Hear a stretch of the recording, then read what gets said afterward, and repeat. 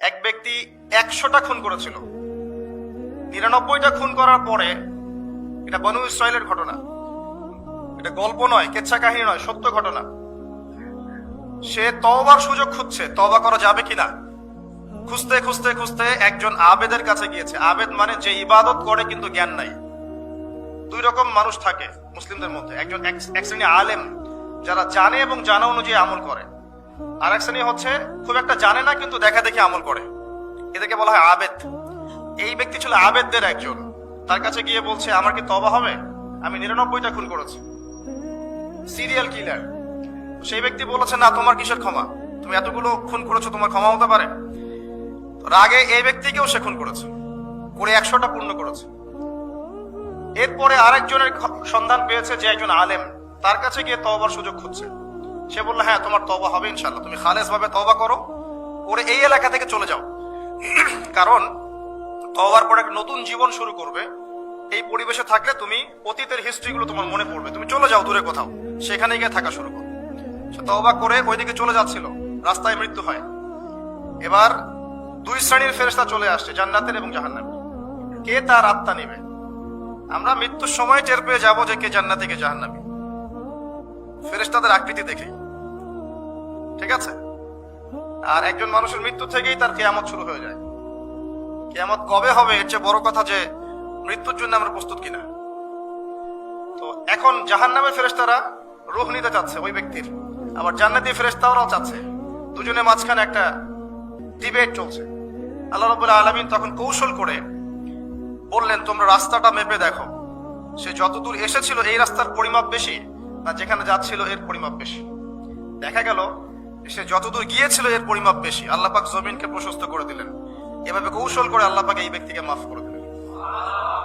এখানে আপনাকে খুনের অ্যাক্সেস দেওয়া হচ্ছে না। এই হাদিসটা বলে আপনাকে খুন করতে উৎসাহিত করা হচ্ছে না। আপনাকে বোঝানো হচ্ছে আল্লাহ পাকের মার্সি, দয়া কত প্রশস্ত। আর দুজন ব্যক্তি, এটা বলে সামনে যাচ্ছে, আর দুজন ব্যক্তি, এটা আমাদের মুসলিমদের জন্য শিক্ষা আছে। আমরা মুসলিমরা মনে করি যে আমরা সুপিরিয়র হয়ে গেছি। মাশাআল্লাহ, জুমার নামাজে আসি, রমজানের রোজা রাখি, মাঝে মাঝে একটু যাকাত দেই, সুযোগ পেলে একটা হজ উমরা করে আসি, তাই না? মাঝে মাঝে মসজিদে এসে নামাজ পড়ি, আমরা মনে হয় জান্নাতের সার্টিফিকেট পেয়ে গেছি, আমরা মনে করি আর কি। দুই ব্যক্তি, একজন অনেক আল্লাহওয়ালা মানুষ, আর একজন হচ্ছে যে আল্লাহর দ্বীনের খুব একটা পরোয়া করে না। তো এই বন্ধু সেই বন্ধুকে দাওয়াত দেয়, দ্বীনের পথে আসো, দ্বীনের পথে আসো আসো। এই ব্যক্তি শোনে না। তো একদিন এই ব্যক্তি বলে ফেললো, যে ব্যক্তি একটু পায়াস টাইপের রিলিজিয়াস মুসলিম, সে বলে ফেললো যে আল্লাহ তোকে কখনো মাফ করবে না। কথাটা শোনেন, আল্লাহ তোকে মাফ করবে না, তোকে এত ডাকি দাওয়াত দিই, তুই কথা শুনিস না। মৃত্যুর পরে আল্লাহ পাক এই দুইজনকে জীবিত করলেন। জীবিত করে বললেন, কে তোমাকে ইখতিয়ার দিয়েছে যে আমি কাউকে ক্ষমা করব কি করব না এই বিষয়ে সিদ্ধান্ত দেওয়ার? আজকে আমি ওকে মাফ করে দিলাম আর তোমাকে জাহান্নামে দিলাম। যাও। যার মনের মধ্যে যাররা পরিমাণ অহংকার থাকবে সে ব্যক্তি জান্নাতে যেতে পারবে না। আর অহংকার এবং রিয়াটা এত সূক্ষ্ম যে অন্ধকার রাতে কালো পাথরের উপরে যদি কালো পিঁপড়া হাঁটে, এটা যেমন সূক্ষ্ম, রিয়া এবং অহংকার এতটাই সূক্ষ্ম।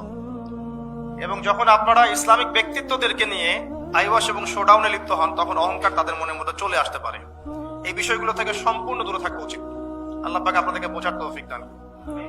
শিরকের পাপ থেকে বেঁচে থাকুন, মানুষের সাথে জড়িত পাপ থেকে বেঁচে থাকুন। আল্লাহ পাক পরম করুণাময়, অসীম দয়ালু। আল্লাহ পাক সমস্ত গুনাহ মাফ করতে পারেন। এর মানে এই নয় যে গুনার এক্সেস দেওয়া হচ্ছে, লাইসেন্স দেওয়া হচ্ছে, এমনটা নয়। আল্লাহ পাকের দয়া বোঝানো হচ্ছে। আল্লাহ আপনাকে ভালোবাসেন এবং আল্লাহই আপনাকে প্রকৃত অর্থে ভালোবাসেন, বাকিরা আপনাকে স্বার্থের জন্য ভালোবাসেন।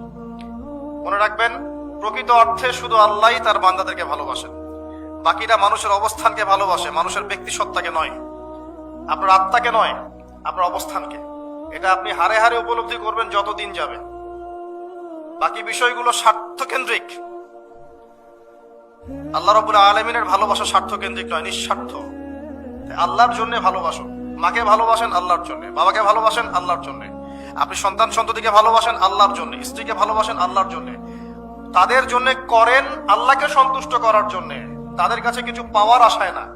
যখন আপনি কারো কাছে কিছু পাওয়ার আশা করবেন, তখন তার কাছ থেকে কষ্ট পাবেন। যখন কারো কাছে কিছু পাওয়ার জন্য আপনি আশা করবেন, তখন তার কাছে কষ্ট পাবেন। এর বাইরে একটা ভালোবাসা থেকে ডিভাইন, আল্লাহর পক্ষ থেকে আসে। সেই দুই ব্যক্তি যারা আরশের ছায়া ছায়া পাবে, ওই 7 শ্রেণীর মধ্যে এক শ্রেণী হচ্ছে ওই দুই ব্যক্তি যারা একে অপরকে শুধু আল্লাহর জন্য ভালোবাসতো। এই ভালোবাসা, মুআমালাত, আপনার ওঠা বসা, চলাফেরা, ইবাদত, প্রতিটা কাজ হোক শুধু আল্লাহর সন্তুষ্টির জন্য। এটাই হচ্ছে তাওহীদের চূড়ান্ত লেভেল।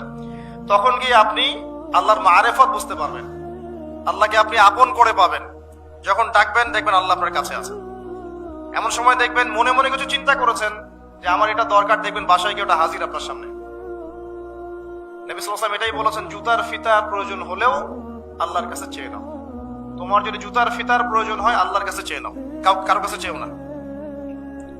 আব্দুর রহমান বিন আউফ রাদিয়াল্লাহু আনহু মদিনায় গিয়েছেন হিজরত করে।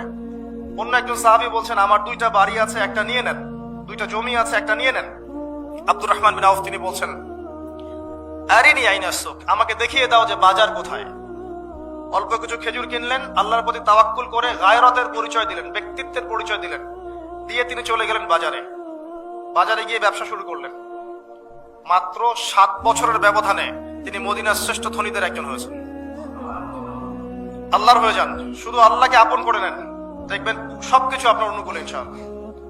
ইন্না সলাতি ওয়া নুসুকি ওয়া মাহইয়ায়া ওয়া মামাতি লিল্লাহি রাব্বিল আলামিন, এই কনসেপ্টে আসেন।